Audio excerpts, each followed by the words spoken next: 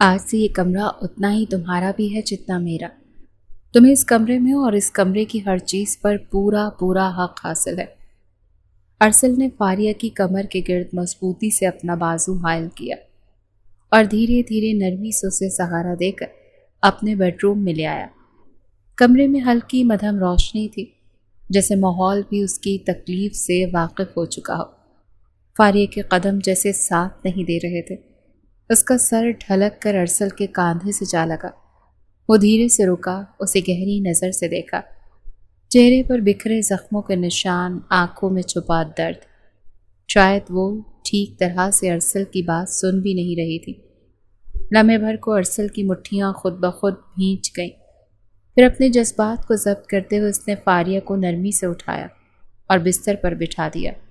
خود اس کے قدموں میں بیٹھ گیا، اس کے ہاتھ اپنے ہاتھوں میں لیے، بہت نرمی سے، جیسے وہ شیشہ تھام رہا ہو۔ یہ ہاتھ دو مجھے، ڈرو مت، میں ہوں یہاں۔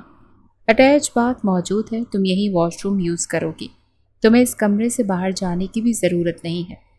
فاریہ نے جھجکتے ہوئے ہاتھ آگے بڑھائے، اس کے لمس میں خوف کی کپکپاہٹ تھی۔ ارسل نے ان ہاتھوں کو اپنے لبوں سے چھوا، جیسے وہاں کے زخم اپنے دل پر لے رہا ہو۔ پھر آنکھوں سے لگا کر بولا، اب کسی چیز سے ڈرنے کی ضرورت نہیں، میں ہوں تمہارے ساتھ۔ فاریہ نے نظریں چرا لی۔ شرم اور انسیت کی ملی جلی لہر اس کے بدن میں دوڑ گئی۔ اسے پہلی بار عزت مل رہی تھی، تحفظ کا احساس، اسی لیے چہرہ خود بخود گلنار ہونے لگا تھا۔ چلو سیدھی لیٹو، دیکھنا ہے کہاں کہاں زخم ہے تمہیں۔ اس کی آواز میں نرمی بھی تھی اور ایسا ضبط بھی، جیسے ابھی نہیں تو کبھی نہیں۔ فاریہ نے ہچکچاتے ہوئے اسے دیکھا، آنکھوں میں نمی، لبوں پر کپکپاتی سی خاموشی۔ کیا ضرورت ہے؟ ٹھیک ہو جاؤں گی، اس کی مدھم سی آواز نکلی۔ ارسل کی قربت میں وہ گھبرا رہی تھی، شرم و حیا اس کے چہرے پر سرخی بکھیر رہی تھی۔ ارسل نے اس کی ٹھوڑی کو چھو کر نظریں اپنے سے ملائیں۔ ضرورت ہے، کیونکہ اب تم صرف اپنی نہیں ہو، میری ہو، بیوی ہو میری۔ تمہارا ایک زخم بھی میرے لیے ناقابل برداشت ہے، اب ضد مت کرو۔ یہ کہہ کر اس نے اسے دھیرے سے لٹانا شروع کیا۔ فاریہ کے آنسو بے قراری سے گالوں پر ڈھلکنے لگے۔ یہ لمس، یہ فکر، یہ تو اس کی تقدیر میں کبھی نہیں تھا۔ ارسل نے نرمی سے فاریہ کی کمر پر ہاتھ رکھا، اس کی کپکپاہٹ محسوس کی، مگر اس کے لمس میں عجیب سا سکون تھا۔ آہستگی سے اس کی قمیص کو پیٹھ کی طرف سے سرکایا تو سامنے کا منظر دیکھ اس کی آنکھوں میں اندھیرا چھانے لگا۔ جگہ جگہ نیل، ادھ کھلے زخم، جلد پر پڑے وحشیانہ نشان، جیسے کسی نے انسان نہیں جانور کی طرح چیر ڈالا ہو۔ ارسل کی سانسیں بے ترتیب ہو گئی، دل جیسے سینے میں رونے لگا۔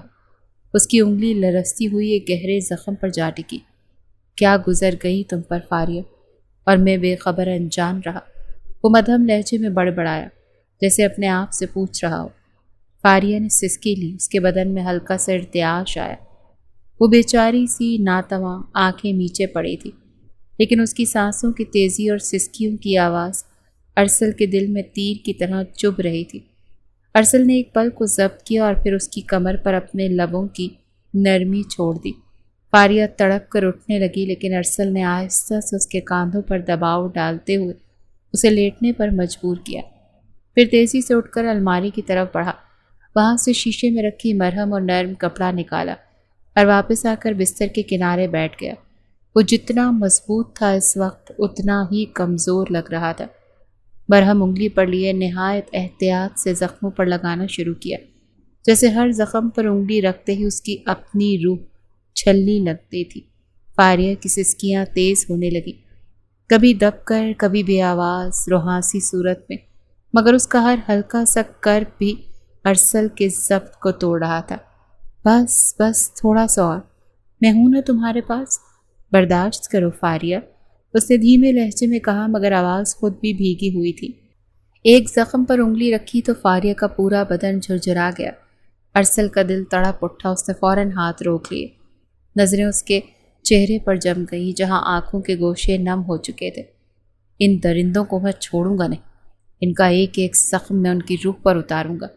اس کے لبوں سے نکلا تو لہجہ زہر سے بھرا ہوا تھا، آنکھوں میں خون اتر آیا تھا، مگر اگلے ہی پل وہ نرمی سے اس کے زخموں پر مرہم لگانے لگا۔ ہر ہلکی سسکی پر اس کے ہاتھ مزید نرم پڑ جاتے۔ بس ہو گیا، اب کوئی تمہیں تکلیف نہیں دے گا جب تک ارسل کی سانسیں ہیں۔ فاریہ آنکھیں بند کیے رہی، اس کے آنسو تکیے میں جذب ہو رہے تھے، لیکن آج برسوں بعد اس کا دل پہلی بار پرسکون تھا کہ کوئی تو ہے جو اس کے درد کو اپنا سمجھتا ہے، ورنہ تو وہ آج تک خود کو بالکل بے سہارا اور اکیلی سمجھتی آئی تھی۔ آج پہلی بار اسے احساس ہوا تھا کہ وہ کسی کے نکاح میں ہے، ایک پاکیزہ رشتے میں، اور کوئی اس کا محافظ بھی ہے۔ ارسل نے نرمی سے اس کے ہر زخم پر مرہم لگایا تھا۔ فاریہ جلدی سے اپنی شرٹ ٹھیک کرنے لگی، لیکن ارسل نے اسے روک دیا۔ ابھی مرہم لگا ہوا ہے، شرٹ ٹھیک نہ کرو۔ اس کے بالوں کو سمیٹ کر ایک طرف کیا اور اس کے چہرے کے قریب جھکایا۔ کچھ دیر زخموں پر ہوا لگنے دو۔ کہتے کہتے اس کی نظر فاریہ کی گردن پر گئی اور اسے وہاں بھی زخم نظر آئے تھے۔ یہ کیا ہے فاریہ؟ آہستہ سے فاریہ کی شرٹ کاندھے سے ڈھلکاتے ارسل نے احتیاط سے پوچھا تھا، مگر پھر فاریہ کے پلکوں پر ٹھہرے آنسو دیکھ کر اس کے دل میں بے چینی سی دوڑ گئی۔ فاریہ دیکھو میری طرف، اس نے مدھم لہجے میں کہا۔ فاریہ نے دھیرے سے آنکھیں کھولی، نظر اٹھا کر اسے دیکھا تو ارسل کی آنکھوں میں ایک عجیب سا قرار تھا، جیسے وہ خود اپنے آپ سے وعدہ کر چکا ہو کہ اب کبھی اسے رلنے نہیں دے گا۔ تمہیں اب رونا نہیں ہے، میں ہوں تمہارے ساتھ، جب تک میری سانسیں چل رہی ہیں کوئی تمہیں چھو بھی نہیں سکتا۔ اس نے اس کی پیشانی کو بوسہ دیا اور آگے کی طرف سے بھی قمیص ہٹا کر دھیرے دھیرے اس کی گردن اور پھر سینے کے زخموں پر مرہم لگانے لگا۔ فاریہ نے کپ کپاتے لبوں سے بس اتنا کہا، مجھے ڈر لگتا ہے ارسل، کہیں یہ سب خواب نہ ہو، میں پھر سے وہاں لوٹ آتی گئی تو۔ ارسل نے اس کے چہرے کو اپنے دونوں ہاتھوں میں لے کر کہا، یہ خواب نہیں ہے فاریہ، یہ حقیقت ہے، اور یہ حقیقت میں اپنی آخری سانس تک بدلنے نہیں دوں گا۔ اس کی باتوں میں اتنا یقین تھا کہ فاریہ کی ہچکیاں رکتے رکتے ایک دم رک گئی۔ ارسل نے اسے آہستگی سے لحاف میں لپیٹ دیا، جیسے وہ کسی قیمتی چیز کو ڈھانپ رہا ہو۔ اب تم بس آرام کرو، میں تمہارے پاس ہی ہوں، اس نے آہستہ سے کہا اور بستر کے کنارے بیٹھا رہا۔ فاریہ نے آنکھیں موند لیں۔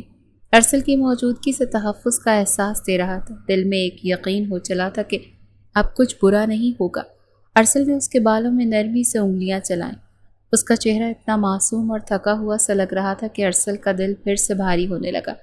اس نے تہیہ کر لیا تھا کہ اب فاریہ کی زندگی کا ہر لمحہ وہ محفوظ، پرسکون اور خوشیوں سے بھر دے گا۔ تمہاری قسمت کی ہر لکیر میں اب سے میرا نام لکھا ہوگا فاریہ، اب تم اکیلی نہیں جانتا تھا کہ قسمت نے اس کی سوچ کے برعکس کچھ اور ہی لکھ رکھا ہے۔ اس کی پیشانی کو دوبارہ بوسہ دے کر وہیں اس کے پاس جاگتا رہا۔ آدھی رات کا وقت تھا، کمرے میں مدھم سی روشنی تھی۔ اچانک فاریہ کی سسکیوں نے اسے خاموشی کو توڑ دیا۔ وہ ہڑبڑا کر گہری نیند سے جاگی۔ آنکھوں میں خوف کی پرچھائیاں تھیں، جیسے کوئی بھیانک خواب دیکھ کر اٹھی ہو۔ دھندلائی نگاہیں گھما کر اس نے سامنے بیٹھے ارسل کو دیکھا، جو نیم غنودگی میں بھی جاگنے اور نہ جاگنے کی حالت میں تھا۔ فاریہ کی کپ کپاہٹ اور سہمی ہوئی آنکھوں نے جیسے اس کی نیند کو جھٹ سے توڑ دیا۔ فاریہ کیا ہوا، ڈر گئی ہو؟ ارسل نے پریشانی سے پوچھا، مگر اگلے ہی پل فاریہ جلدی سے اس کے سینے سے آ لگی۔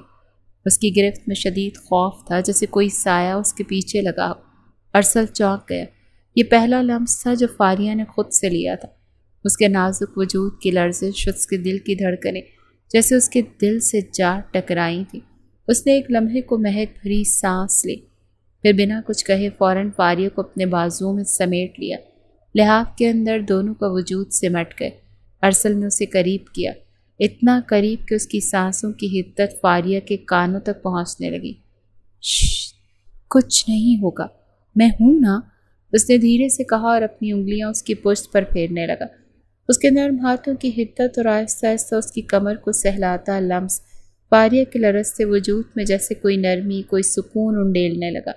ارسل نے اس کا ماتھا چومتے ہوئے کہا، بس ڈرنے کی کوئی بات نہیں ہے فاریہ، میں ہوں تمہارے ساتھ، ایک بھیانک خواب تھا بس، اور کچھ بھی نہیں، میں ہوں تمہارے پاس ہر لمحہ۔ فاریہ کی ہچکیوں بھری سانسیں دھیرے دھیرے ہموار ہونے لگی۔ اس کا چہرہ ارسل کے سینے میں چھپا تھا، اس کے دل کی دھڑکن اس کے کانوں سے ٹکرا رہی تھی، مضبوط، مطمئن اور پرسکون، جیسے وہ دھڑکنیں اسے یقین دلا رہی ہوں کہ اب کوئی دکھ، کوئی ظلم اس کے قریب نہیں آ سکتا۔ ارسل، میں پھر سے وہاں نہیں جانا چاہتی، مت بھیجنا مجھے واپس، فاریہ نے تھر تھراتی آواز میں کہا۔ ارسل نے اس کے بالوں کو چومتے ہوئے کہا، کبھی نہیں۔ میں وعدہ کرتا ہوں فاریہ، جب تک میری سانسیں چلتی ہیں تم میری حفاظت میں رہو گی۔ وہ بہت نرمی سے اس کی پشت کو سہلاتا رہا۔ فاریہ کا بدن دھیرے دھیرے نرم پڑنے لگا۔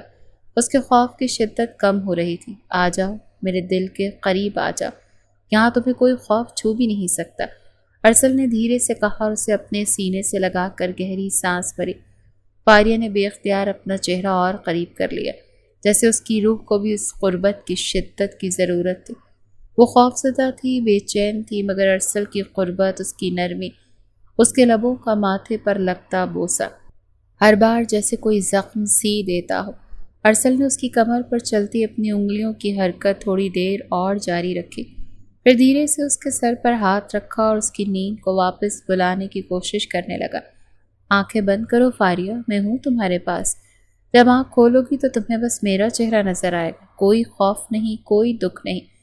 فاریہ کی پلکیں بوجھل ہونے لگیں، آنسوؤں کی نمی ختم ہو چکی تھی۔ اب اس کے بدن پر ارسل کی قربت کی حدت تھی جو اسے دھیرے دھیرے سکون دے رہی تھی۔ ارسل نے آخری بار اس کے سر پر نرمی سے لب رکھے اور مدھم سی سرگوشی کی۔ سو جاؤ فاریہ، میں جاگ رہا ہوں۔ کمرے میں خاموشی پھیل گئی، مگر اس خاموشی میں دو دلوں کی دھڑکنوں کی آواز گونج رہی تھی۔ ارسل کی قربت میں فاریہ لمحہ لمحہ پگھلنے لگی۔ یار مزید اس کے سینے میں سماتی، اپنی آنکھیں موند گئی تھی۔ ان کمزور لمحات میں ارسل کے لیے اپنے جذبات پر قابو پانا بہت مشکل ہو رہا تھا۔ وہ کوئی غیر نہیں تھی، اس کے نکاح میں تھی، اس کی بیوی تھی، لیکن وہ ان لمحات کا فائدہ نہیں اٹھانا چاہتا تھا۔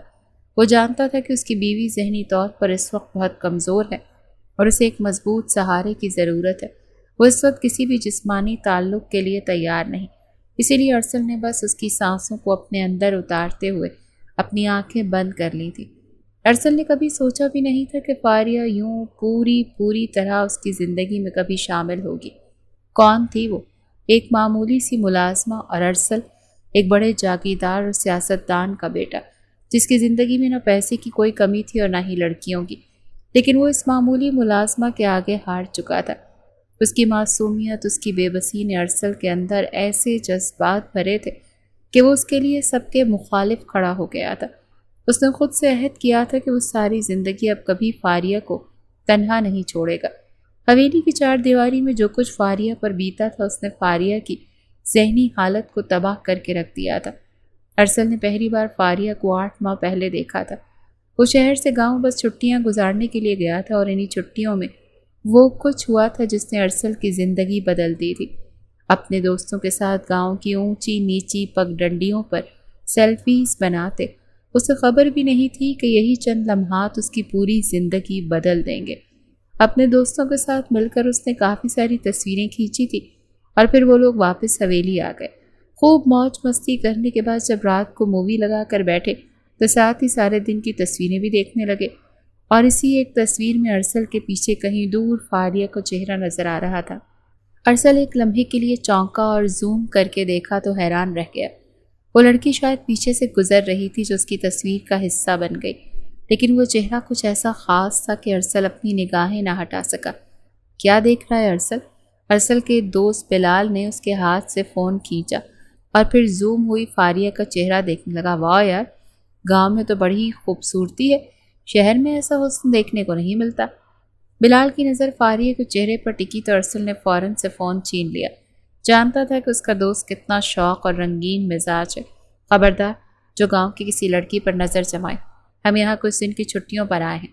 اس گاؤں میں ہماری بڑی عزت، لوگ ہمیں احترام کی نگاہ سے دیکھتے ہیں۔ اگر ہمیں گاؤں کی لڑکیوں کی عزت کا خیال نہیں کریں گے تو کون کرے گا؟ ارسل نے فوراً سے فون بند کر کے رکھا اور ساتھ ہی اسکرین پر نظر جما دی جہاں وہ بھی چل رہی تھی، اور بلال نے غور سے ارسل کے چہرے کے بدلتے رنگوں کو دیکھا۔ کیا بات ہے، بڑی عزت کا خیال آ رہا ہے، کہیں تیری کچھ لگتی تو نہیں؟ بلال کے کوہنی مارنے پر ارسل نے گھور کر اسے دیکھا تھا۔ مووی دیکھ، چہرہ پکڑ کر بلال کا منہ اسکرین کی طرف کیا، اور پھر وہ ہنستے ہوئے بولتے مووی دیکھنے لگے۔ 4 دن اور گزرے اور پھر اس کے سارے دوست شہر کے لیے روانہ ہو گئے۔ بابا جان نے اسے روک لیا تھا کہ 2-4 دن اور گزار لو پھر چلے جانا۔ ویسے بھی وہ سال میں ایک بار ہی تو گاؤں لوٹتا تھا، اس کا گاؤں میں دل کہاں لگتا تھا۔ دوست یار ساتھ آتے تو بس چھٹیاں منا لیتا، اس کے علاوہ اسے گاؤں، ذمہ داری اور سیاست سے کوئی وابستگی نہیں تھی۔ وہ اپنے بابا جان کے حکم پر رک گیا تھا، لیکن دوسرے ہی دن گاؤں میں ہنگامہ کھڑا ہو گیا۔ ایمرجنسی میں پنچایت بٹھائی گئی اور اس کے بابا جان نے پنچایت کے لیے نکلتے ہوئے اسے بھی حکم سنایا کہ وہ بھی پنچایت میں پہنچ جائے۔ ارسل ٹراؤزر ٹی شرٹ میں ریلیکس کرتا ماں کی گود میں سر رکھے لیٹا تھا کہ بابا جان کے حکم پر منہ بسوڑنے لگا۔ اسی لیے نہیں آتا میں گاؤں، مجھے یہ پنچایت، یہ مسئلے، ان سب میں نہیں پڑنا ماما۔ ارسل نے منہ بنا کر ماں کی طرف دیکھا تو وہ مسکرا دی، بیٹا تم آج نہیں تو کل اس گاؤں کے ذمہ دار بنو گے، تمہیں یہ سب پتہ ہونا چاہیے کہ پنچایت کیسے لگتی ہے، فیصلے کیسے ہوتے ہیں۔ جاؤ اپنے بابا کے ساتھ جاؤ، اب یہ سب کچھ بھی سیکھو۔ ہم نے تمہیں ہر طرح کی آزادی دی ہے، شہری زندگی میں تم نے جو چاہا وہ کیا۔ کچھ دن کے لیے گاؤں آتے ہو تو اپنے بابا کی مرضی سے یہ کچھ دن گزار لیا کرو تو وہ خوش ہو جائیں گے۔ جاؤ، بابا کو ناراض نہ کرو۔ اس کی ماں نے اس کے گالوں کو چومتے اسے سمجھانے کی کوشش کی۔ اچھا، اگر میں پنچایت میں جاؤں گا تو کیا بابا سے میری اور رملہ کی شادی کی بات کریں گے؟ اسے فوراً ماں کا ہاتھ پکڑ لیا۔ وہ یہاں اسی غرض سے آیا تھا کہ اپنی شہری دوست رملہ کے بارے میں اپنی ماں کو بتائے اور بابا جان کو راضی کروائے، کیونکہ ان کے یہاں خاندان سے باہر شادی کا کوئی رواج نہیں تھا۔ لیکن وہ رملہ سے محبت کرنے کی غلطی کر بیٹھا۔ تمہیں پتہ ہے نا، تمہارے بابا جان نے رملہ کا نام سنا تو کیسی قیامت آئے گی۔ اس کی ماں نے فوراً کانوں کو ہاتھ لگایا۔ پھر میں بھی پنچایت میں نہیں جا رہا۔ وہ ٹک کر وہیں بیٹھ گیا۔ ارے جاؤ، میں بات کروں گی تمہارے بابا سے، ابھی تو جاؤ ورنہ ناراض ہو جائیں گے بابا، پھر تو کبھی نہیں مانیں گے رملہ کے لیے۔ ماں نے اسے بلیک میل کیا تو وہ فوراً ہی اٹھ گیا۔ سیاہ رنگ کا قمیص شلوار پہنا، گلے میں شال ڈالی، پشاوری چپل پہنی، اب وہ بالکل ایک وڈیرا لگ رہا تھا۔ ہاتھ میں راڈو کی گھڑی ڈالتے وہ پنچایت کے لیے نکل چکا تھا۔ تھوڑی ہی دیر بعد وہ کسی معزز وڈیرے کی طرح پنچایت کے اونچے چبوترے پر موجود تھا، جہاں کرسیاں ڈال کر سارے بڑے معزز لوگوں کو بٹھایا گیا تھا۔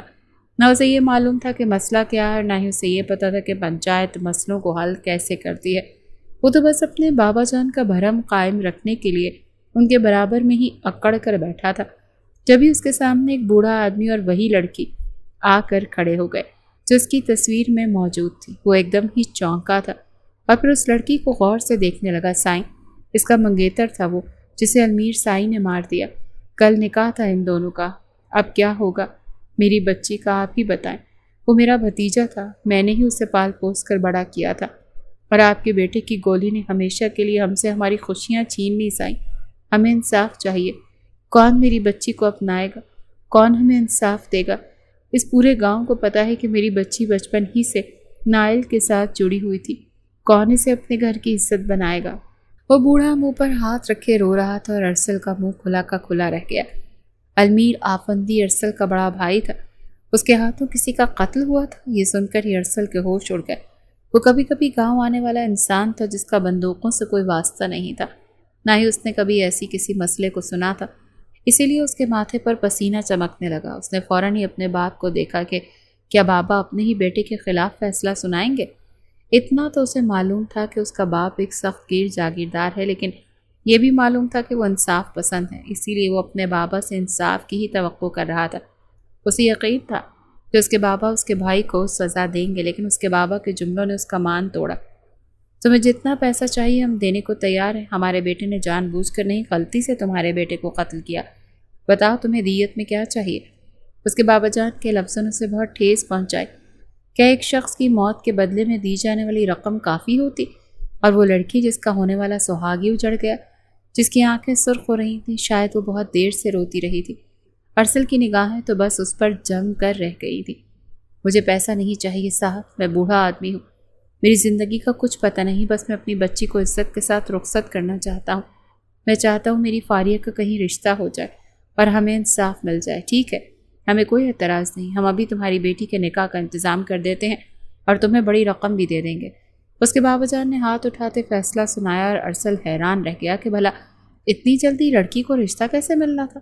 مگر پھر اس کے بابا جان نے خود ہی اعلان کیا کہ گاؤں میں کوئی ایسا لڑکا ہے جو فاریہ سے نکاح کرنا چاہے، لیکن سب نے ہی انکار کر دیا۔ اس کی صاف وجہ تھی کہ فاریہ اور اس کا ہونے والا شوہر بچپن سے ایک ہی گھر میں رہ رہے تھے اور ان دونوں کا رشتہ طے تھا، اسی لیے گاؤں کے لڑکوں کو یقین تھا کہ وہ پاک دامن نہیں ہوگی۔ اگر وہ لڑکا کہیں اور رہتا تو شاید فاریہ کے لیے زیادہ مشکل نہ ہوتی، لیکن وہ فاریہ کا کزن بھی تھا اور ایک ہی گھر میں رہتا تھا، اسی لیے ہر کوئی فاریہ کو مشکوک نگاہوں سے دیکھ رہا تھا اور وہ شرم سے چور ہوتی وہیں زمین پر بیٹھ گئی تھی۔ تمہاری بیٹی نے ایسا کیا کیا ہے جو گاؤں کا کوئی لڑکا اس کے ساتھ رشتہ نہیں بنانا چاہتا؟ فیروز آفندی کے سخت لفظوں نے نہ صرف فاریہ کو بلکہ اس کے بوڑھے باپ کو بھی جھنجھوڑ کر رکھ دیا تھا۔ نا سائیں نا، میری بیٹی نے کچھ نہیں کیا، یہ سب لوگ غلط شک کر رہے ہیں۔ میری بیٹی کا اپنے منگیتر سے کوئی تعلق نہیں تھا۔ بوڑھے جمال نے اپنی بیٹی کے حق میں آواز اٹھانی چاہی، لیکن گاؤں کا کوئی بھی لڑکا تیار نہ ہوا۔ بوڑھا وہیں پنچایت کے آگے رونے لگا۔ میری بیٹی کو میں عزت کے ساتھ رخصت کرنا چاہتا ہوں، ہمیں مزید رسوا نہ کرے سائیں۔ آپ المیر صاحب سے ہی میری بیٹی کا نکاح کروا دیں کہ میری بیٹی کی بربادی کے پیچھے انہی کا ہاتھ ہے۔ بوڑھے نے ہمت کر کے وہ بات کہی تھی جسے سن کر نہ صرف فیروز آفندی بلکہ المیر کو بھی جھٹکا لگا، جو کچھ دیر پہلے ہی پنچایت میں پہنچا تھا۔ المیر نے آگے بڑھ کر بوڑھے کو مارنا پیٹنا شروع کر دیا۔ تیری ہمت کیسے ہوئی اتنی بڑی بات کہنے کی؟ غریب ملازم کی بیٹی سے المیر آفندی کا نکاح کرے گا؟ المیر نے اسے بری طرح مارنا پیٹنا شروع کیا تھا، اور یہ منظر دیکھ کر ارسل سے رہا نہ گیا اور وہ درمیان میں کود پڑا۔ بڑی مشکل سے اس نے اپنے گبرو جوان بھائی کو روکا۔ بھائی کیا کر رہے ہیں آپ؟ چھوڑے، وہ بوڑھا ہے، مر جائے گا، اس کی بیٹی کی زندگی کا سوال ہے، وہ کیا غلط کہہ رہا ہے؟ ارسل بنا سوچے سمجھے درمیان سے ہی بات کی تھی اور فیروز آفندی نے اسے گھور کر دیکھا۔ بھری پنچایت میں بھائی بھائی کے سامنے کھڑا ہوا تھا اور یہ بات فیروز آفندی کو ہرگز بھی برداشت نہ تھی۔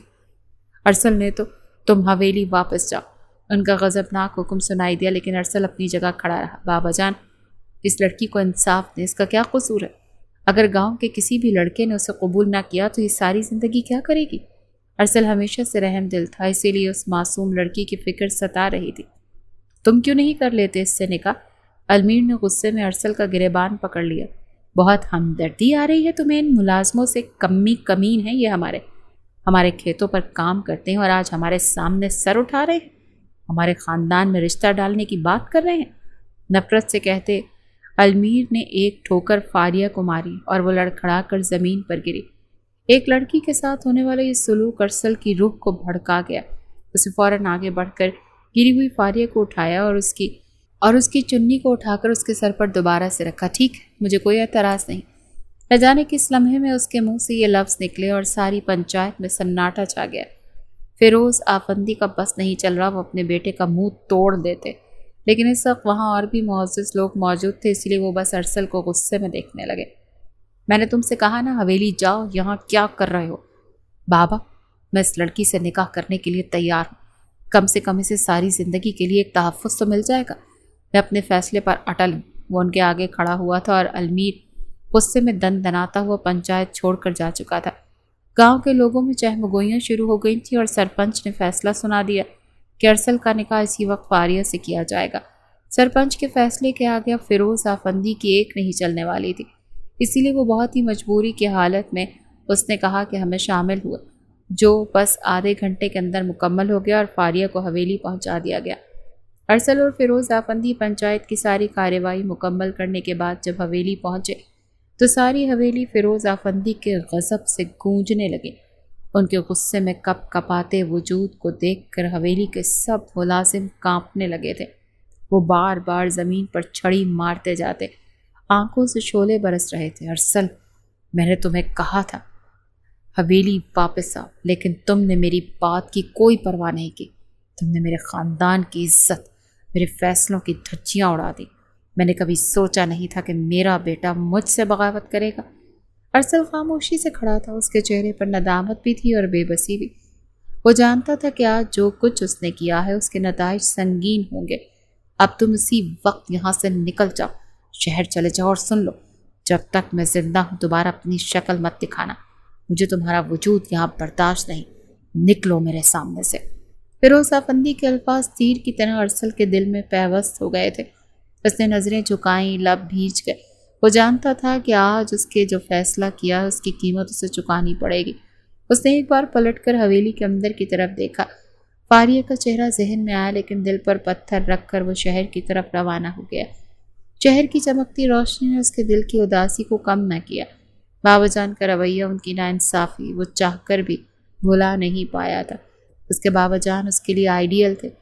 اس نے کچھ بھی سوچا ہی نہیں تھا کہ وہ اپنے بیٹے کے گناہوں پر پردہ ڈالتے ہوئے مظلوموں کو ہی سزا دیں گے، لیکن دوستوں کی محفلوں پارٹیوں میں اس نے خود کو مصروف کر لیا۔ رملہ اسے ایک کافی شاپ میں ملی تھی۔ ارسل، تم یہاں کب آئے شہر؟ ارسل نے زبردستی مسکراہٹ چہرے پر سجا لی۔ بس کچھ دن پہلے آیا ہوں، تم کیسی ہو؟ اس نے جان بوجھ کر اتنے دنوں سے رملہ سے دوری اختیار کی تھی، کیونکہ اس میں ہمت نہیں تھی رملہ کا سامنا کرنے کی۔ وہ جاتے وقت رملہ کو کہہ کر گیا تھا کہ وہاں جا کر وہ اپنے بابا جان سے اس کی اور اپنی شادی کی بات کرے گا، لیکن اب جب وہ خود نکاح کر کے واپس لوٹا تھا تو اس نے اپنے وجود کو رملہ سے دور ہی رکھا تھا۔ مگر آج عظمت نے انہیں ایک جگہ کھٹا کر دیا تھا۔ وہ رملہ سے نظریں چرانے لگا مگر رملہ اس کے قریب ہو گئی۔ میں ٹھیک ہوں، تم تو ایسے غائب ہو گئے جیسے کوئی تمہیں نکل ہی گیا ہو۔ کیا ہوا تھا؟ حویلی میں سب خیریت ہے؟ وہ غور سے ارسل کے چہرے کو دیکھتے ہوئے کھوجنے کی کوشش کر رہی تھی۔ پچھلے 3 سالوں سے دونوں ایک ساتھ تھے اور ان 3 سالوں میں وہ ارسل کے ہر ایک رنگ سے واقف تھی۔ ارسل کے ہونٹ کپ کپ آئے، وہ سچ کہہ نہیں سکا، بس سر ہلا دیا۔ ہاں سب خیریت ہے، بابا نے کچھ ذمہ داریاں دی ہیں، اسی وجہ سے ذرا مصروف تھا۔ اس نے بہت حد تک خود کو سنبھال کر جواب دیا تو رملہ نے اس کے جھوٹ کو محسوس نہ کیا اور پرجوش انداز میں اسے اپنی محفلوں میں کھینچ لے گئی۔ ارسل ان محفلوں میں رملہ اور دوستوں کے ساتھ ہنستا بظاہر خوش رہتا، لیکن اندر ہی اندر ایک خلش اسے کچوکے لگاتی رہتی۔ وہ فاریہ کو بھولنے کی کوشش کرتا، دل کو بہلاتا کہ حویلی میں بابا ہیں، وہ دیکھ لیں گے۔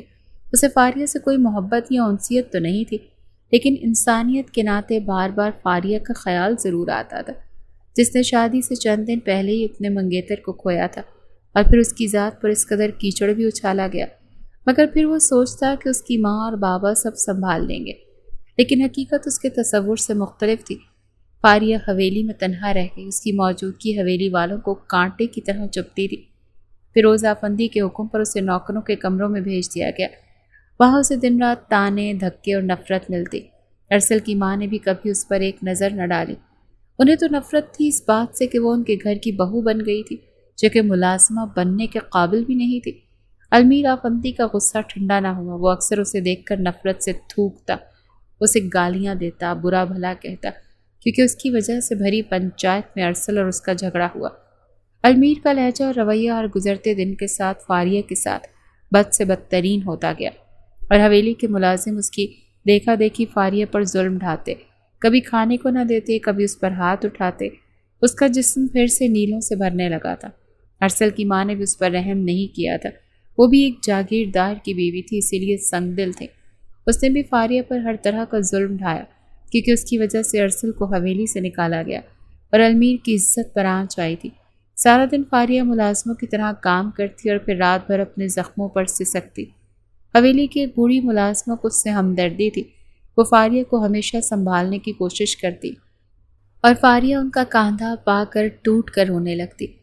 ارسل سائیں کو واپس بلا دو، مجھے ان کے ساتھ جانا ہے، مجھے یہاں نہیں رہنا، وہ بار بار فریاد کرتی، لیکن اس کی فریاد سننے والا کوئی نہیں تھا۔ فاریہ کا جسم زخموں سے چور، روح تک ہاری ہوئی تھی، مگر ایک رات اس کی آنکھوں میں ایک نیا حوصلہ جاگ اٹھا تھا۔ اس نے فیصلہ کر لیا کہ اگر اب بھی نہ نکلی تو یا تو دیواریں اسے زندہ نگل لیں گی یا وہ خود مر جائے گی۔ آدھی رات ڈوب چکی تھی، حویلی پر سناٹا طاری تھا۔ فاریہ نے ہمت باندھی اور لگڑاتے قدموں کے ساتھ دیوار کا سہارا لیتے پچھلے دروازے تک پہنچی۔ اس کے قدم بار بار لڑکھڑاتے مگر وہ رکتی نہیں تھی، ہاتھ زخمی، پاؤں ننگے، ہر قدم پر درد کی ایک لہر پورے وجود میں دوڑتی، مگر وہ چلتی رہی۔ دروازہ نیم وا تھا، وہ اسے دھیرے سے کھول کر باہر نکلی۔ ٹھنڈی ہوا نے اس کے چہرے کو چھوا، جیسے برسوں بعد کسی نے محبت سے ہاتھ پھیرا ہو۔ وہ جلدی جلدی بھاگ کر دیوار تک پہنچی تھی کہ پیچھے سے کسی نے وحشیانہ جھٹکے سے کلائی پکڑ لی۔ کہاں جا رہی؟ بدذات، بھاگنے کی جرت کیسے ہوئی؟ جبار دروغہ کی آواز سن کر فاریہ کی روح کانپ اٹھی۔ وہ چیخنے والی تھی کہ اس نے منہ پر ہاتھ رکھ دیا، زہریلی سرگوشی کی چپ رہ ورنہ یہی گلا دبا دوں گا۔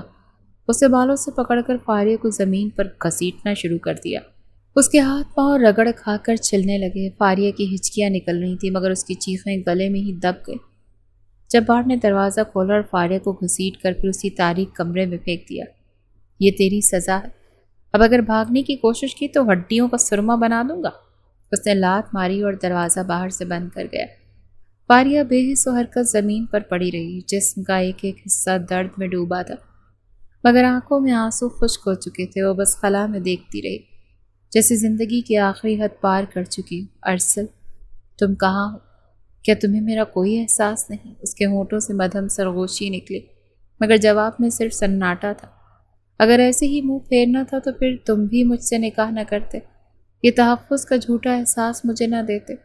وہ دیوار سے ٹیک لگا کر بیٹھ گئی۔ کمر پر لگے زخموں کی جلن ناقابل برداشت تھی، مگر دل کی ٹوٹی امید اس سے زیادہ چبھ رہی تھی۔ اس نے فیصلہ کر لیا کہ اب چاہے جان چلی جائے، حویلی چھوڑ کر ضرور جائے گی۔ ادھر شہر میں ارسل اپنی دنیا میں مگن تھا۔ رملہ کی باتوں، دوستوں کی محفلوں میں وہ فاریہ کو بھول چکا تھا۔ وہ سمجھتا تھا فاریہ محفوظ ہوگی، باپ کی حویلی میں اسے کچھ نہیں ہوگا۔ اسے خبر نہ تھی کہ حویلی اب فاریہ کے لیے قبر بن چکی تھی۔ ارسل کو شہر آئے 2 مہینے گزر چکے تھے۔ اس دوران وہ حویلی اور فاریہ کو تقریباً بھول چکا تھا۔ شہر کی مصروف زندگی، دوستوں کی محفلیں اور سب سے بڑھ کر رملہ کے ساتھ ملاقاتوں نے اس کی توجہ ہٹائے رکھی تھی۔ رملہ اکثر اسے یاد دلاتی کہ وہ کب اپنے گھر والوں کو منانے والا ہے، مگر ارسل ہر بار کسی نہ کسی بہانے سے بات کو ٹال دیتا۔ یہ ایک شام جب وہ رملہ کے ساتھ ایک خوبصورت ریسٹورانٹ میں بیٹھا کافی پی رہا تھا، رملہ نے اچانک سنجیدگی سے کہا، ارسل، تمہیں پتہ ہے میرے والدین میرا رشتہ میری کزن کے ساتھ طے کرنا چاہتے ہیں۔ وہ کافی دنوں سے زور دے رہے ہیں، میں نے بہت مشکل سے انہیں روک رکھا ہے، لیکن اب وہ مان ہی نہیں رہے۔ اگر تم نے اپنا رشتہ نہ بھیجا تو مجبوراً مجھے اس رشتے کے لیے ہاں کرنا پڑے گی۔ رملہ کی بات سن کر ارسل کے ہاتھ کا کپ لرز گیا۔ اس نے حیرت سے رملہ کو دیکھا۔ کیا مطلب؟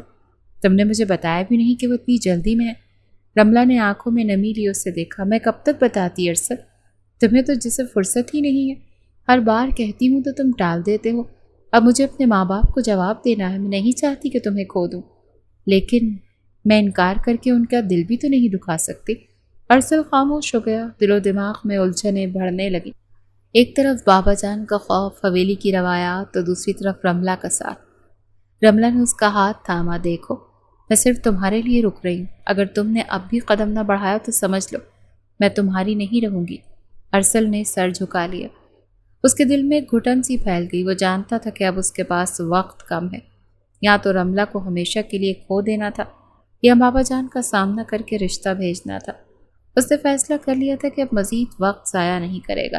اگلے ہی دن اس نے گاؤں جانے کا ارادہ باندھ لیا تھا تاکہ بابا جان سے بات کر سکے، مگر قسمت کو کچھ اور طے کر رکھا تھا۔ گاؤں کی سنسان رات تھی، چاندنی مدھم تھی اور ہوا میں بھی عجیب سی وحشت بھری تھی۔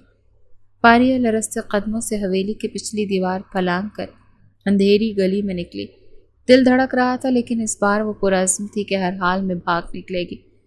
اس کا وجود ابھی بھی ان زخموں کی شدت سے دکھتا تھا جو زرینہ بیگم اور باقی نوکروں کے ہاتھوں ملے تھے، مگر خوف کے باوجود اس کی ہمت نے ساتھ نہ چھوڑا۔ وہ آہستہ آہستہ چلتی، اندھیرے میں گرتی سنبھلتی آگے بڑھتی گئی، مگر اچانک پیچھے سے کسی نے بالوں سے دبوچ لیا تو وہ درد سے چیخی۔ پلٹ کر دیکھا تو المیر آفندی کا چہرہ غضب سے بھرا ہوا تھا۔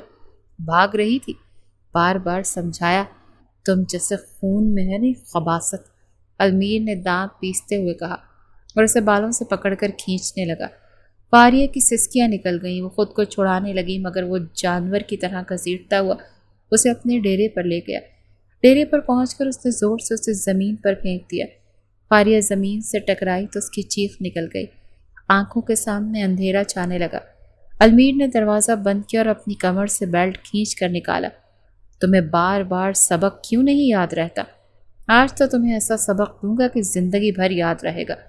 وہ وحشیوں کی طرح آگے بڑھا۔ فاریہ پیچھے سرکتی رہی، مگر اس کی کمر دیوار سے جا لگی۔ سائیں رحم کریں، پلیز نہ مارے مجھے۔ فاریہ کی سسکیاں حلق میں پھنس گئیں، مگر المیر کو جیسے اس کی آواز سنائی ہی نہیں دے رہی تھی۔ اس نے بیلٹ کو فضا میں لہرایا ہی تھا کہ باہر اچانک کسی گاڑی کے بریک چرچرانے کی آواز آئی۔ ارسل تھا۔ وہ شہر سے 2 ماہ بعد لوٹا تھا۔ رملہ کے ساتھ شادی کے دباؤ اور اس کے کزن کے رشتے کی خبر نے اسے بے چین کیا تھا۔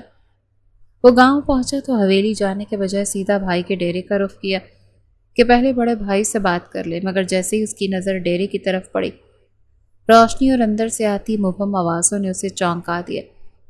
وہ بے اختیار دروازہ دھکیل کر اندر داخل ہوا۔ سامنے کا منظر دیکھ کر اس کے قدم جیسے زمین سے جڑ گئے۔ فاریہ زمین پر بے بسی سے سمٹی ہوئی تھی، آنکھوں میں خوف اور المیر آفندی کے ہاتھ میں بیلٹ۔ لمحے بھر کو ارسل کے وجود میں آگ لگ گئی۔ بھائی، ہاتھ نیچے کرو۔ ارسل کی دھاڑ پر المیر رک گیا۔ پلٹ کر دیکھا تو ارسل کی آنکھوں میں خون اترا ہوا تھا۔ چلا جا یہاں سے، یہ ہمارا ذاتی معاملہ ہے۔ المیر قرایا، مگر ارسل دوڑتا ہوا فاریہ کے پاس پہنچا، اسے زمین سے اٹھایا۔ اس کی حالت دیکھ کر اس کی آنکھیں نم ہو گئیں۔ فاریہ کی قمیص اد کھلی، بدن پر پرانے زخم تازہ دکھنے لگے۔ ارسل کی مٹھیاں بھیج گئیں۔ یہ تمہارا ذاتی معاملہ نہیں ہے بھائی، یہ ظلم ہے اور میں یہ برداشت نہیں کروں گا۔ اس نے آگے بڑھ کر المیر کے ہاتھ سے بیلٹ چھین لی۔ کیا کر رہے تھے آپ؟ کیا دشمنی اس لڑکی سے؟ نکاح میں ہے میرے، اور یہ اس گھر کی عزت ہے، پھر بھی اب درندگی پر اتر آئے۔ المیر نے غصے سے آگے بڑھنے کی کوشش کی، مگر ارسل نے سینہ تان کر راستہ روک دیا۔ بس بھائی، اور نہیں۔ ارسل کی آنکھوں میں وحشت تھی جس نے المیر کو رکنے پر مجبور کیا۔ ارسل نے لرزتی فاریہ کو سہارا دیا، اپنے بازوؤں میں بھر کر اسے باہر لے آیا۔ گاڑی تک پہنچایا تو فاریہ کی آنکھوں میں آنسو اور کپکپاہٹ واضح تھی۔ ارسل نے اس کے سر پر ہاتھ رکھا۔ ڈرنے کی ضرورت نہیں فاریہ، میں ہوں تمہارے ساتھ، اب کوئی تمہیں ہاتھ نہیں لگا سکتا۔ اسے گاڑی میں بٹھا کر وہ خود ڈرائیونگ سیٹ پر بیٹھ گیا۔ حویلی جانے کے بجائے اس نے گاڑی کا رخ سیدھا شہر کی طرف موڑ دیا۔ دل میں فیصلہ کر چکا تھا کہ فاریہ کو اب کبھی ان درندوں کے حوالے نہیں کرے گا۔ گاڑی میں مکمل خاموشی تھی۔ فاریہ کانپ رہی تھی اور آنکھوں سے مسلسل آنسو بہہ رہے تھے۔ ارسل نے ایک ہاتھ سے اس کا ہاتھ تھاما۔ بس، سب ختم ہو گیا، تمہاری اذیت کا اب خاتمہ ہوگا، میں وعدہ کرتا ہوں۔ رات کے اندھیرے میں گاڑی شہر کی طرف بڑھتی گئی۔ دونوں کی زندگی بدلنے کو تھی۔ شہر پہنچ کر ارسل نے اپنے بنگلے کے باہر گاڑی روکی۔ بنگلے کے گرد سناٹا تھا، رات کا پھیلتا اندھیرا، اور تھکی ہاری فاریہ جو اس کے کاندھے سے لگی، آنکھیں بند کیے تھے۔ اس نے آہستگی سے جگانے لگا تھا کہ جیپ میں رکھا فون بجنے لگا۔ اسکرین پر رملہ کا نمبر چمک رہا تھا۔ اس نے ایک بار فون کاٹ دیا، پھر دوبارہ بجا۔ اسے پھر نظر انداز کیا، لیکن تیسری بار پھر کال آئی تو بادل ناخواستہ اسے اٹھانا پڑا۔ ہیلو، کہاں رہ گئے تھے تم؟ گاؤں خیریت سے پہنچے ہو؟ جلدی بات کرو اپنے بابا جان سے، رشتہ بھیجو ورنہ میرے ماموں زبردستی میرا رشتہ میرے کزن سے طے کر رہے ہیں۔ رملہ کی آواز میں بے چینی اور اصرار تھا۔ ارسل نے ایک لمحے کو فاریہ کی طرف دیکھا جو اب بھی نیم بے ہوشی میں اس کے بازو سے لگی ہوئی تھی۔ وہ خاموش رہا، بس مختصر سا ہاں میں بات کروں گا کہا اور فون بند کر دیا۔ رملہ نے بار بار کچھ پوچھنے کی کوشش کی، مگر ارسل نے کال منقطع کر دی۔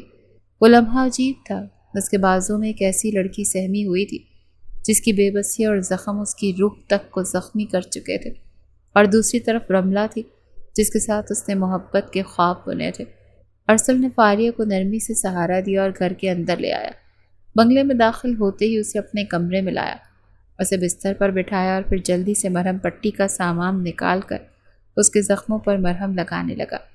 فاریہ کی آنکھوں میں اب بھی خوف، درد اور تھکن کی پرچھائیاں تھیں۔ وہ ہلکا سا کراہی، مگر ارسل کی نرمی نے اسے ساکت کر دیا۔ ارسل ہر زخم پر مرہم لگاتے جیسے خود زخم کھا رہا تھا۔ جب سارے زخموں پر مرہم لگا چکا تو اس نے فاریہ کو اپنے سینے سے لگا لیا۔ وہ ایک معصوم بچے کی طرح اس کے سینے میں سمٹ گئی، جیسے یہ واحد جگہ ہو جہاں اسے تحفظ محسوس ہوتا ہو۔ فاریہ تھوڑی ہی دیر میں اس کے وجود کے لمس سے سکون پا کر سو گئی تھی۔ ارسل کا بازو اب بھی اس کے گرد تھا۔ وہ چھت کو تکتے ہوئے گہری سوچ میں ڈوب گیا تھا۔ کمرے کی مدھم روشنی میں وہ بس فاریہ کے سوجے چہرے اور نیل زدہ ہاتھوں کو دیکھ رہا تھا۔ کیا کر رہا ہوں میں؟ ایک طرف میرا وعدہ، محبت، اور دوسری طرف یہ لڑکی، میری بیوی، میری ذمہ داری۔ اس کا ذہن میں مسلسل سوالات گردش کرنے لگے تھے، مگر پھر اس نے اپنے سینے میں سمٹی ہوئی فاریہ کو دیکھا جو مکمل بھروسے سے اس کے قریب تھی۔ اس کے آنسو اب بھی تکیے میں جذب ہو رہے تھے۔ ارسل نے نرمی سے اس کے بالوں پر ہاتھ پھیرا اور خود سے عہد کیا، تم اب تنہا نہیں ہو فاریہ، میں خود کو بھی بھول جاؤں گا مگر تم پھر کبھی اس حال میں نہیں دیکھوں گا، یہ میرا وعدہ ہے۔ وہ ساری رات یوں ہی کچی نیند سے جاگتا رہا، فاریہ کی نیند میں مدھم سسکیوں کو سنتا، اس کی حفاظت کا خیال دل میں لیے۔ ارسل نے بھی اس کے وجود کو اپنی باہوں میں لے کر سونے کی کوشش کی، मगर नींद उसकी आंखों से कोसों दूर थी। मोबाइल बार बार बजा मगर उसने कट कर दिया। तीसरी बार देखा तो रमला की कॉल थी। दिल में एक कसक सी जागी थी, मगर वो ये सब बताने की हिम्मत नहीं कर सका। मुख्तसर हूँ हाँ में बात ख़त्म कर दी। मोबाइल साइड पर रख दिया। रात का बेशतर हिस्सा जागते गुजर गया। न जाने कब आंख लगी थी कि अगली सुबह कमरे का दरवाज़ा धड़ से खुला और अंदर आने वाले की तेज़ आवाज़ से अरसल की आंख खुली। होश उड़ गए जब देखा कि कमरे में रमला खड़ी थी। वो न जाने कैसे जान गई थी कि अरसल रात को शहर लौट आया। रमला ने गुस्से भरी नज़रों से बिस्तर पर नज़र डाली, जहाँ अरसल के सीने से लगी फारिया सुकून से सो रही थी।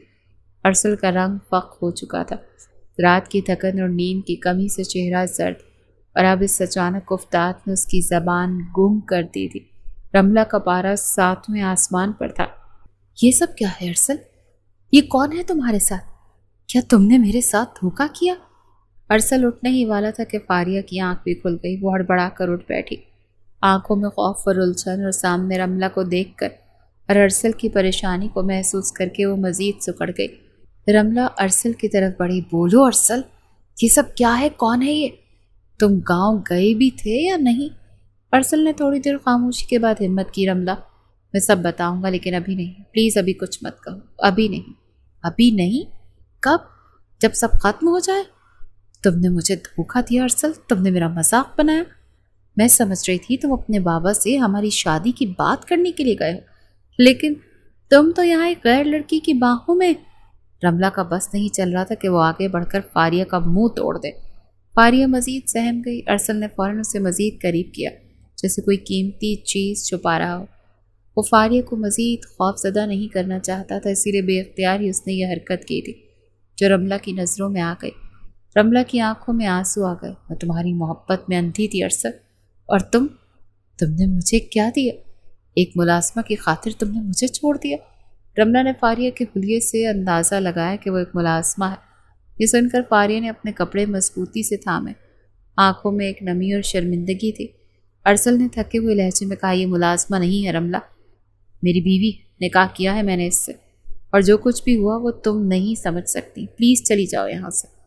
मैं वादा करता हूँ सब समझाऊंगा। निकाह के नाम पर रमला की आंखें एकदम ही खुल गई थी। वो बिल्कुल बेयकीन हुई थी। बहुत देर तक बहुत गौर से वो फारिया को देखती रही थी। रमला, प्लीज़ समझने की कोशिश करो, तुम जाओ, मैं तुमसे आकर खुद बात करूँगा।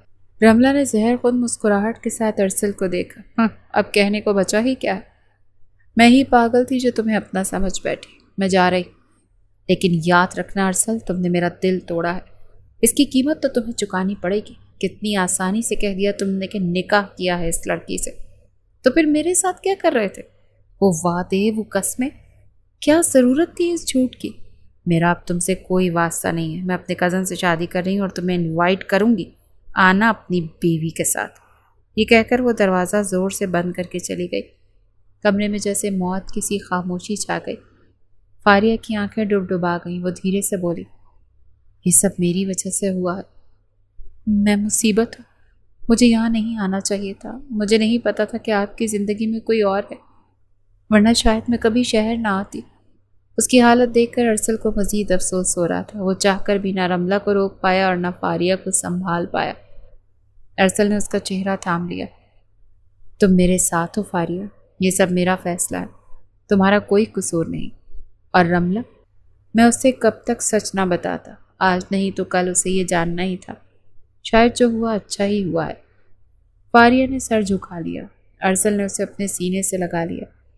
अब जो भी होगा मैं संभाल लूँगा, बस तुम फिक्र ना करो। कमरे की फिजा बोझल थी, लेकिन अरसल ने दिल में अहद कर लिया था कि अब जो भी तूफान आए वो फारिया का साथ नहीं छोड़ेगा।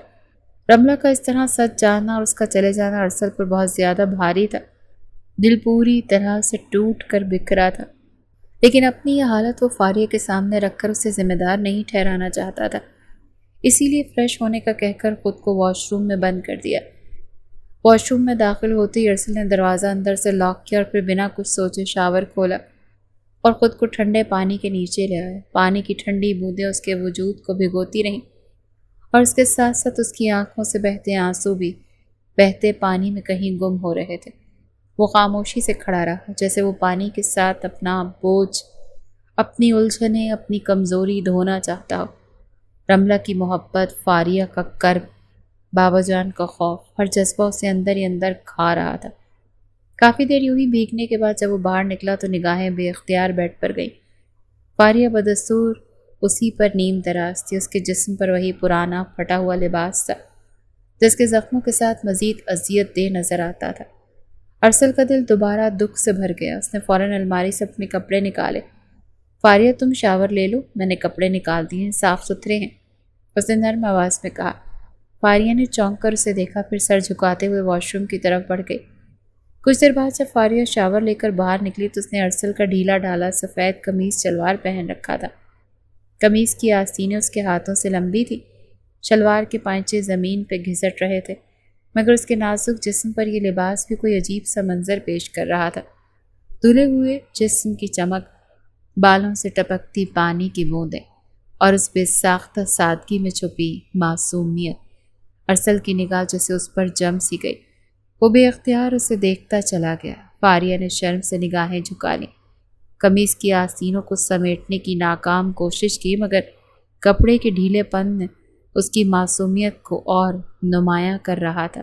ارسل نے گہری سانس لی اور نظریں پھیر لیں، مگر دل کی دھڑکن جیسے اب بھی وہیں رکی ہوئی تھی۔ بیٹھو، میں تمہارے لیے کچھ کھانے کو منگواتا ہوں، اس نے مدھم آواز میں کہا اور کچن کی طرف بڑھ گیا، مگر اس کی آنکھوں میں اب بھی وہی منظر گھوم رہا تھا۔ ارسل ناشتہ ٹرے میں رکھے کمرے میں داخل ہوا تو اچانک فون بجنے لگا۔ اس نے ٹرے ایک طرف رکھی اور موبائل جیب سے نکالا۔ اسکرین پر بابا جان کا نام چمک رہا تھا۔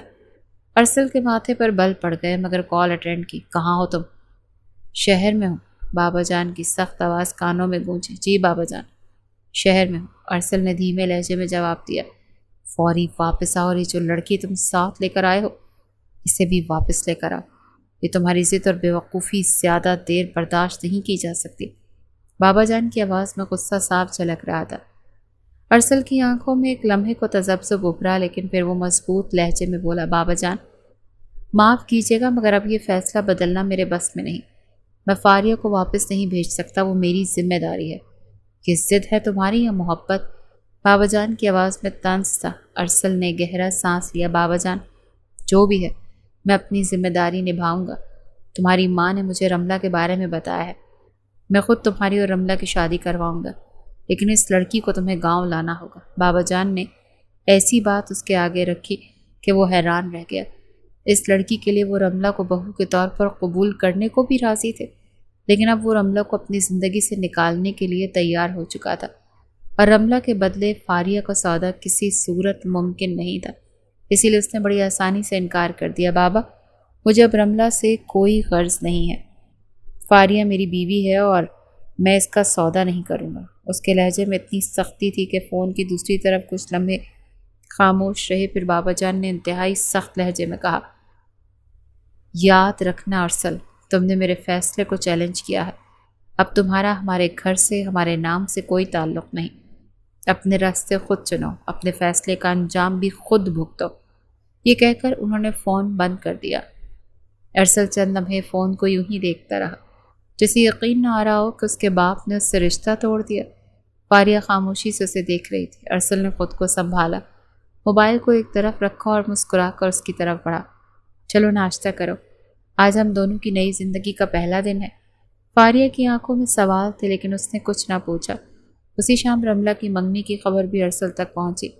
وہ جو کبھی رملہ کے سپنے بنتا تھا، آج ایک نئے رشتے کی بنیاد رکھ چکا تھا۔ اس نے دل پر پتھر رکھا، فاریہ کی طرف دیکھا جو خاموش بیٹھی تھی۔ اس رات ارسل نے دھیرے دھیرے فاریہ کے زخموں پر مرہم رکھا، اس کے قریب بیٹھا اسے تحفظ دیتا رہا، اور پہلی بار دونوں کے درمیان وہ قربت قائم ہوئی جس کا وہ دونوں حق رکھتے تھے۔ اگلی صبح لاؤنج میں بیٹھا ارسل چائے پی رہا تھا جب دروازہ کھلا اور بابا جان دو محافظوں کے ساتھ اندر داخل ہوئے۔ ارسل چونک گیا، وہ فوراً اٹھا۔ بابا جان کا چہرہ غصے سے سرخ تھا۔ یہی انجام ہے تمہاری محبت کا؟ شہراتی اس ملازموں کو اپنے بستر کی زینت بنا لیا؟ ہم نے تمہیں یہ تربیت دی تھی؟ ارسل نے نظریں نیچے نہیں کی، مضبوط لہجے میں بولا، بابا جان میں نے نکاح کیا، اس سے گناہ نہیں کیا، میرا حق ہے۔ بابا جان نے طنز سے ہنکارا بھرا، ہاں حق؟ تم نے ایک نوکرانی کو ہمارے خاندان کا حصہ بنا دیا، हमारे नाम पर धब्बा लगा दिया। बाबा जान, आपको जो मुनासिब लगे कीजिए, लेकिन फारिया मेरी इज्जत है, इसे वापस नहीं भेजूंगा। बाबा जान ने गुस्से से मुट्ठियां भींच ली। ठीक है अरसल, आज के बाद तुम हमारे बेटे नहीं, ना हमारा नाम लेना, ना हमारे दरवाजे पर आना। हमने तुम्हें जायदाद से आग किया। ये बंगला तुम्हारे नाम था, अभी तुम्हारे नाम है, लेकिन इससे ज़्यादा हम तुम्हें और कुछ नहीं दे सकते। अब अपने फैसले का अंजाम भुगतना। ये कहकर बाबा जान पलटे और मुहाफिजों समेत बंगले से निकल गए। अरसल लम्हे भर को गुमसुम खड़ा रहा, फिर मुस्कुरा दिया। चलो फारिया, अब तुम्हारा और मेरा नया सफ़र शुरू होता है।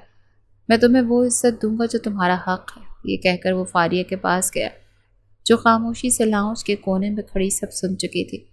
अरसल ने उसका हाथ थामा। जब तक मैं जिंदा हूँ तुम्हें किसी चीज़ की कमी नहीं होने दूंगा, और ये मेरा वादा है। फारिया की आंखों में नमी थी, मगर उसके दिल में पहली बार यकीन की किरण जागी। अरसल ने अब फैसला कर लिया था कि वो अपने बाप के साए से बाहर अपनी मेहनत से ज़िंदगी बनाएगा। गांव छोड़े उसे कई हफ्ते गुजर चुके थे। दोस्तों ने उसके लिए शहर में नौकरी तलाश की। एक कार शोरूम में सेल्स एग्जीक्यूटिव की। तनख्वाह ज़्यादा न थी, लेकिन गुजर बसर के लिए काफ़ी थी। फारिया ने उसके लिए सादा मगर सुकून भरा घर बना दिया। वो सुबह काम पर जाता तो फारिया उसके इंतज़ार में खिड़की के पास बैठी रहती। उसकी मोहब्बत, उसकी खिदमत ने अरसल के दिल के हर जख्म को आहिस्ता आहिस्ता भर दिया। 1 महीने के अंदर अंदर रमला की शादी उसके कज़न से तय हो गई। रमला ने शादी के बाद शहर ही छोड़ दिया। अरसल को जब ये खबर मिली तो दिल में कहीं हल्की सी चुभन हुई, मगर फारिया के साथ गुजरते हर लम्हे ने इस दर्द को मध्यम कर दिया। दोनों ने मिलकर सादा मेहनती ज़िंदगी गुजारना शुरू की। 2 साल का वक्त पर लगा कर उड़ गया। फारिया ने खूबसूरत बेटे को जन्म दिया, अरसल के घर की रौनक और खुशी का सबब बनने वाला मासूम वजूद। वो दोनों दिन रात की थकन भी मुस्कुरा कर गुजार देते। बच्चे की किलकारियों ने उसकी ज़िंदगी में रंग भर दिए। इसी दौरान गांव से खबर आई कि अलमीर आफंदी अरसल का बड़ा भाई बाप बनने से कासिर है। फिरोज़ आफंदी की गद्दी को अब एक वारिस चाहिए था। अना, गुरूर और सख्ती सब हार गए। बाबा जान और अम्मा शहर पहुँचे। दरवाजे पर आकर अरसल और फारिया को सीने से लगा लिया। अरसल, घर वापस आ जाओ। तुम्हारी माँ का दिल अब तुम्हें मज़ीद दूर नहीं देख सकता, और गद्दी पर बैठने का हक़ भी अब तुम्हारा है। अरसल ने फारिया को देखा। उसके चेहरे पर शुक्र का नूर था। इन सब ने मिलकर नए सफ़र की शुरुआत की। रंजिशें, दूरियां सब वक्त के साथ मिट गईं। अब गद्दी का वारिस अरसल था और उसका बेटा उसके बाद का चिराग। अलमीर आफंदी गांव छोड़कर जा चुका था, क्योंकि सारे ही गांव को खबर हो गई थी कि वो बाप नहीं बन सकता। शायद यही उसके गुनाहों की सज़ा थी। ज़िंदगी अपने दायरे में मुकम्मल हो चुकी थी। मोहब्बत, मेहनत और सब्र ने उन दोनों की दुनिया बदल दी थी, और अब वो सब एक मुकम्मल ख़ानदान खुशी खुशी ज़िंदगी गुजारने लगे।